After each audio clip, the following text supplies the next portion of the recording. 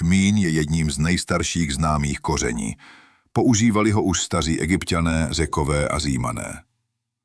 Archeologové našli jeho zbytky v egyptských hrobkách starých přes 5000 let.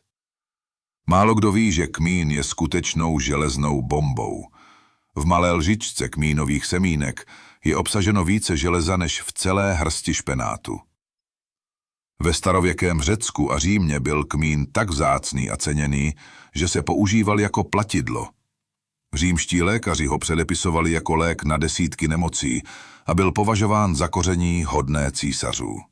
Přidání kmínu do čerstvého chleba pomáhá prodloužit jeho trvanlivost díky antioxidačním účinkům. Kmínové semínko je ve skutečnosti sušený plod, ne pravé semeno, jak si většina lidí nesprávně myslí.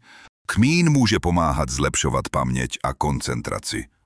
Kmín není jen obyčejné koření.